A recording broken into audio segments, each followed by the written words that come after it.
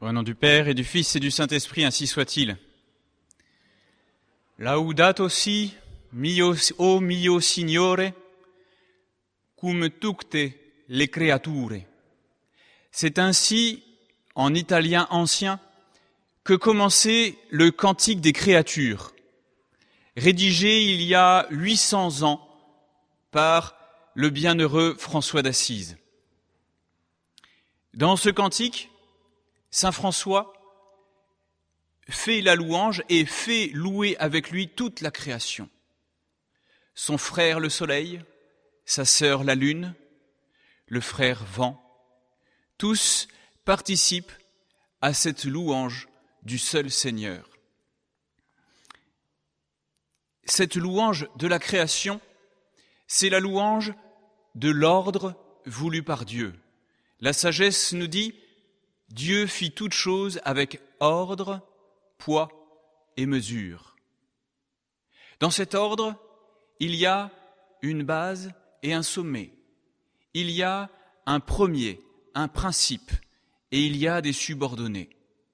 C'est l'ordre de la création tel qu'il est resplendit dans le récit de la Genèse, avec l'ordre des 6 jours, avec Adam placé au sommet de cette création pour la dominer, avec l'arbre de vie placé au centre du jardin d'Éden pour procurer la vie, et de façon annexe, l'arbre de la connaissance du bien et du mal qui devait rester à cette place annexe et dont malheureusement Adam et Ève ont fait le centre de leur attention. Cet arbre de la connaissance du bien et du mal, c'est celui de la liberté. Cet ordre a été loué de tout temps par les créatures qui veulent revenir à leur Créateur. Le Cantique des créatures de saint François d'Assise reprend avec son style à lui le Cantique des 3 enfants dans la fournaise de l'Ancien Testament. Mais ce cantique de saint François d'Assise n'est pas exactement celui de la création sortie des mains de Dieu que nous voyons dans le livre de la Genèse. Non, parce que dans cette création que loue saint François, il y a aussi sa sœur la mort. Que la sœur mort loue le Seigneur. Et malheur à ceux qu'elle surprend dans le péché mortel, heureux les autres. Si donc la mort a sa place dans cette louange de saint François, c'est qu'il s'agit de la création blessée par le péché, parce que la mort est entrée dans le monde par le péché d'un homme, Adam, mais une création restaurée, renouvelée, et même haussée à un plus haut niveau. C'est cette création-là que nous louons avec saint François aujourd'hui encore. Cette création renouvelée que loue saint François, elle apparaissait avec évidence sous les yeux du monde chrétien dans lequel François vivait. Un monde chrétien qui néanmoins était rempli de péchés et de pécheurs. Mais au moins, la connaissance de ce monde était communiquée très clairement, très ouvertement par l'Église qui se trouvait bien intégrée dans cet ordre. Dans cet ordre nouveau, qu'il nous faut aujourd'hui expliciter plus que ne le faisait saint François d'Assise, il y a un sommet, il y a un premier, la tête du cosmos, de l'univers créé. Ce premier, cette tête, ce n'est plus Adam, c'est le Christ. Oui, le Christ est la tête, la pierre angulaire, la clé de voûte de cet ordre nouveau. Mais admirez le génie de cette création nouvelle, supérieure encore à la première création. Dans la première création, il y avait l'homme à la tête et l'arbre de vie au centre. Désormais, c'est le même, c'est Jésus-Christ, qui est à la fois la tête et le centre, le chef, l'arbre de vie et le fruit de l'arbre de vie, c'est-à-dire le pain de vie. Tout se trouve unifié.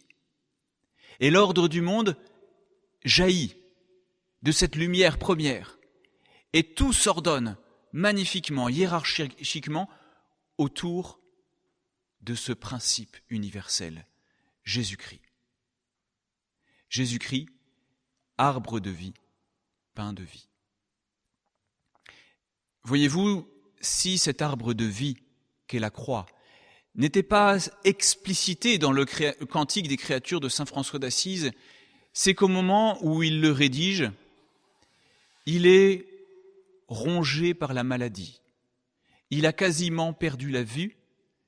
Ses frères, les mulots, qu'il ne mentionne pas explicitement, lui agacent les nerfs dans l'ermitage de Saint-Damien où il se trouve.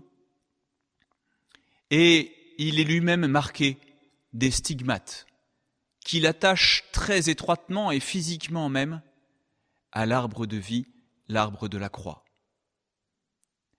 Ainsi donc,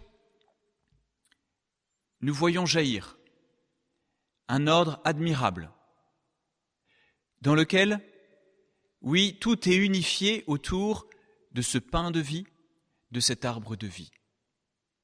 Parce qu'en effet, Jésus-Christ en chair et en os, visible, lui est au ciel. Dans un ciel qui est un lieu mystérieux, au-delà des astres, au-delà du soleil, au-delà de la lune, au-delà des étoiles. Et il nous a laissés, dans cet univers visible, sensible, palpable par nous, il nous a laissé sa présence. Une présence bien réelle, bien tangible, bien visible, bien goûtable même.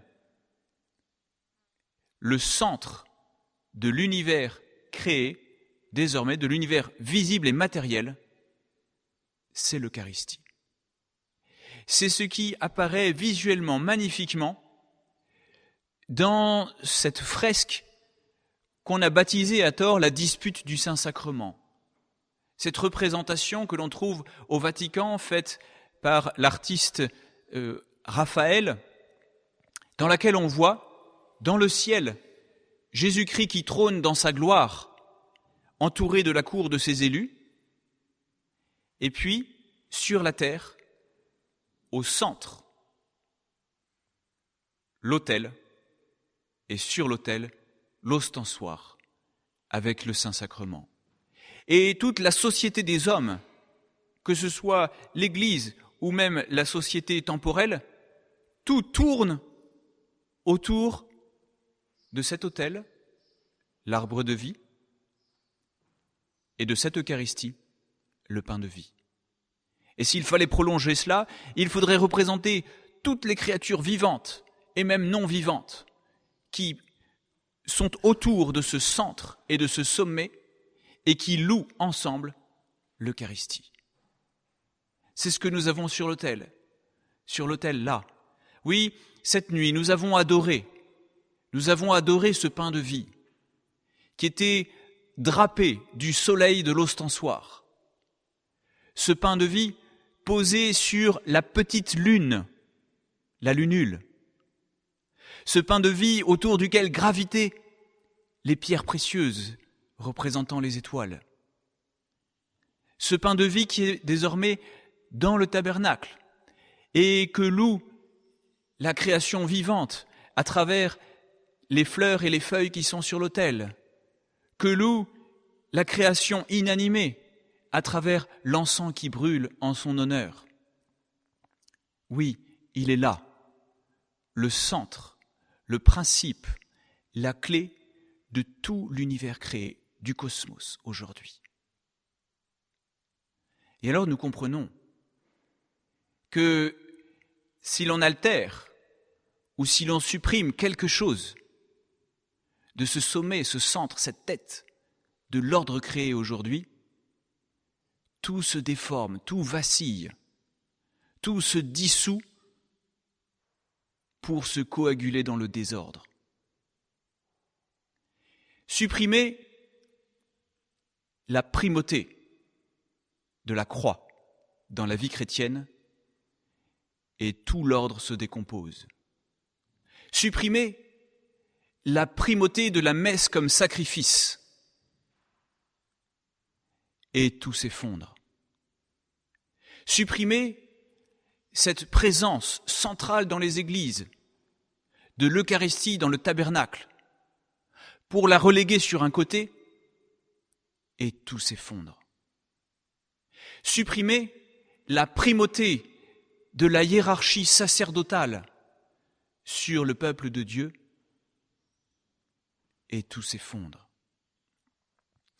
Dans cet ordre nouveau, cet ordre admirable, l'humilité a pris une place plus importante encore que dans l'ordre premier, puisque c'est l'orgueil et la désobéissance qui ont rompu cet ordre. Oui, ordre admirable, dans lequel le pauvre et l'humble serviteur mange son Seigneur. C'est incroyable. Et pourtant, cet ordre n'est pas renversé ni anéanti. Parce que lorsque nous mangeons notre Seigneur, ce n'est pas lui qui se transforme en nous, c'est nous qui nous transformons en lui. Alors, aimons rentrer dans cet ordre admirable. Aimons contempler cet ordre et trouver notre place, l'humble place qui est la nôtre.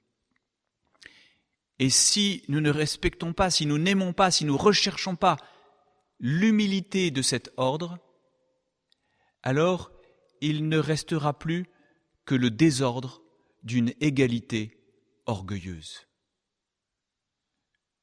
Voici la véritable fraternité que nous recherchons avec le frère Soleil, avec notre sœur la Lune et notre sœur la Mort. Une fraternité d'ordre. Et pour conserver, entretenir, vivre cet ordre admirable, magnifique, restauré par Jésus-Christ, eh bien il nous faut, à la suite de saint François, vivre attachés à l'arbre de vie, à la croix, et il nous faut nous nourrir le plus fréquemment possible de cet arbre de ce pain de vie, l'Eucharistie. Au nom du Père et du Fils et du Saint-Esprit, ainsi soit-il.